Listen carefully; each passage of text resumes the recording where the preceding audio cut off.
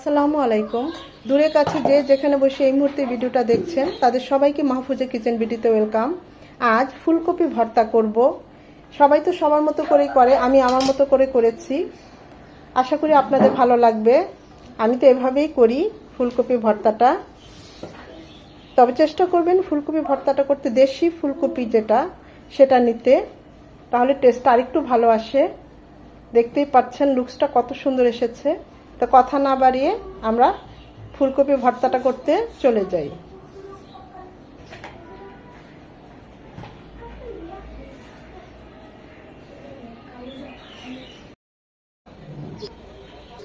ফুলকপি ভর্তা করার জন্য আমি ফুলকপি নিয়েছি, একদম দেশি ফুলকপি, তরতাজা, মাত্র ক্ষেত থেকে উঠিয়ে এনেছে, তখনই একদম ভোরে কিনে এনেছি। দেখুন, হাইব্রিড ফুলকপিগুলো আরও বড় বড়, ওগুলো খেতে অত মজা না, কিন্তু এই দেশি, আমাদের এই দেশি ফুলকপিটা একটু ছোট ছোট হয়, কিন্তু ডাসা, এগুলো খেতে ভালো।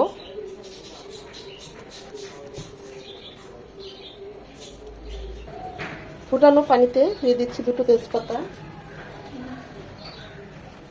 আর এই ফুলকপি।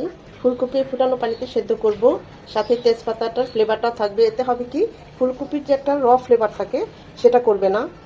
এই এমন পরিমাণে পানি দেবো যেন ওই পানিতে ফুলকপিটা সেদ্ধ হয়ে পানিটা একদম শুকিয়ে যায়, এক্সট্রা পানি না থাকে।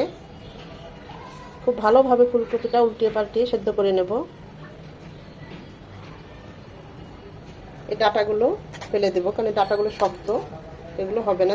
তরকারিতে কিন্তু আমি এই ডাটাগুলো দেই, আমার খুব ভালো লাগে পার্সোনালি, কচি ডাটাগুলো আর কি। তো ভর্তার ক্ষেত্রে তা দেওয়া যাবে না, ওগুলো থাক, ভর্তাতে ভালোই লাগবে, খুব পছন্দ আমার। ভালোভাবে সেদ্ধ হওয়ার জন্য এভাবে একটু মাঝখানে কেটে দিয়েছি। প্যানে দিয়ে দিচ্ছি সরিষার তেল 2 চামচের মতো, দুটো টমেটো শুধু স্লাইস করে দিয়েছি। একদম ভাজা ভাজা করে, এমনভাবে ভাজা ভাজা করে করবো যেন এটা সেদ্ধ হয়ে যায় আর একটা পোড়া একটা স্মেল এখানে চলে আসে।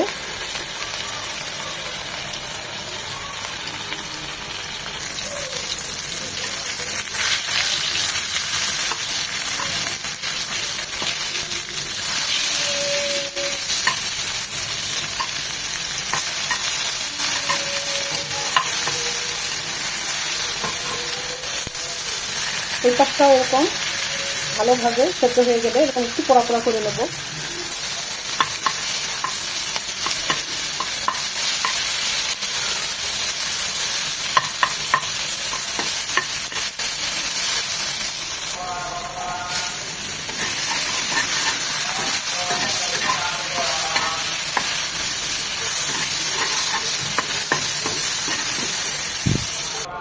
এই প্যানেই আরও 2 চামচ সরষের তেল দিচ্ছি, 1 কাপের মতো পেঁয়াজ কুচি, দেশি রসুনের কোয়া 5-6টা,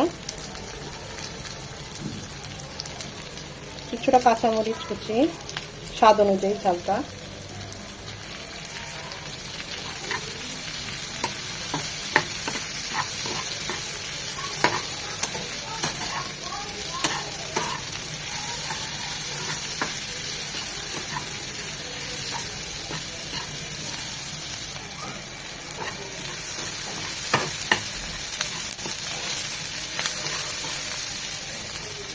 এই প্যানে দিয়ে দিব আরও 1/2 কাপ চিংড়ি, ছোটো চিংড়ি, সামান্য একটু লবণ, সামান্য একটু হলুদ ছিটা, একটু ভেজে নেব। হাতের কাছে চিংড়ি থাকলে দিবেন, না থাকলে নাই, তবে দিলে আর একটু টেস্ট হয়। আমি ওই প্যানে সেদ্ধ করা ফুলকপিটা একটু ভেজে নেব। আপনারা চাইলে এই কাজটা নাও করতে পারেন, তবে ফুলকপিটা একটু এই প্যানে ভেজে নিলে খুব সুন্দর একটা সুঘ্রাণ চলে আসে, ভর্তাটা খেতে আরও টেস্টফুল হয়। কারণ এখানে চিংড়ি মাছের ফ্লেভারটা আছে, পেঁয়াজের ফ্লেভারটা আছে। জাস্ট 1 মিনিট একটু নাড়াচাড়া করে হালকা করে ভেজে নেব।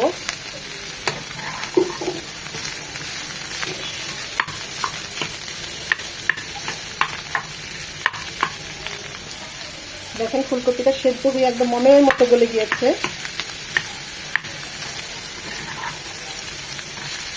যারা ফুলকপি একটা এক্সট্রা ফ্লেভারের জন্য খেতে চান না, তারা এইভাবে ভর্তাটা করে খাবেন, একটু গন্ধ করবে না।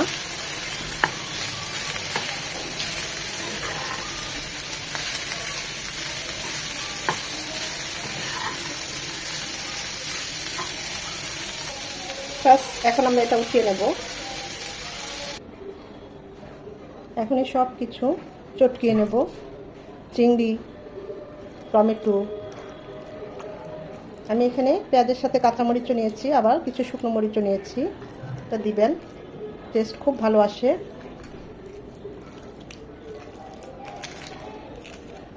কিছু কাঁচা পেঁয়াজ সাথে নিয়েছি।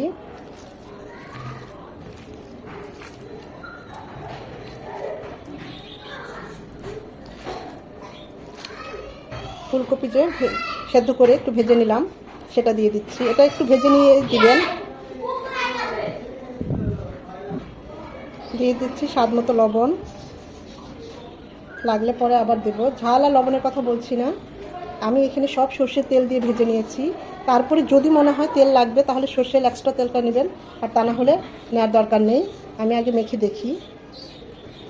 ফুলকপিটা একটু ভেজে দিলে খুব সুন্দর একটা ফ্লেভার ক্রিয়েট হয়, খেতে খুবই ভালো লাগে। চেষ্টা করবেন সেদ্ধ করে এরকম হালকা করে একটু ভেজে দিতে। গরম অনেকটা। দিয়ে দিচ্ছি 1 মুঠ ধনেপাতা কুচি, সাথে স্পেশাল আমার গাছের পুদিনা পাতা কিছু।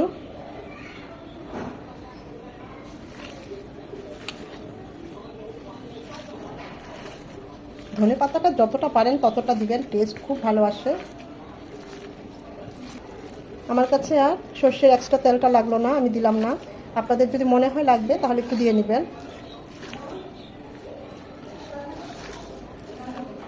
মাশাআল্লাহ, দেখুন আমাদের ভর্তাটা অসম্ভব মজা হয়েছে, অসম্ভব মজা। এখন সার্ভিং ডিশে সার্ভ করে দেব।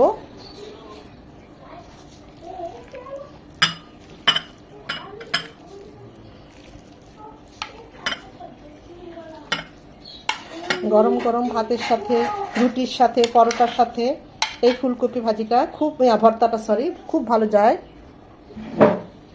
আশা করি ভিডিওটা আপনাদের ভালো লেগেছে। ভালো লেগে থাকলে লাইক, কমেন্ট, শেয়ার করে দিবেন। আর এইভাবে ফুলকপি ভর্তা করে অবশ্যই একবার হলেও খাবেন, এটা আপনাদের কাছে আমার রিকোয়েস্ট থাকবে। যারা কখনো ফুলকপি খেতে চান না বা ভর্তাটা খেতে চান না, এইভাবে একবার ট্রাই করবেন, দেখবেন আমি কথা দিচ্ছি বারবার এভাবেই ফুলকপি ভর্তাটা করে খেতে ইচ্ছে করবে। ভিডিওটা ভালো লেগে থাকলে লাইক, কমেন্ট, শেয়ার করে দিবেন। সময় নিয়ে যারা এতক্ষণে ভিডিওটা দেখেছেন তাদের সবাইকে অসংখ্য ধন্যবাদ।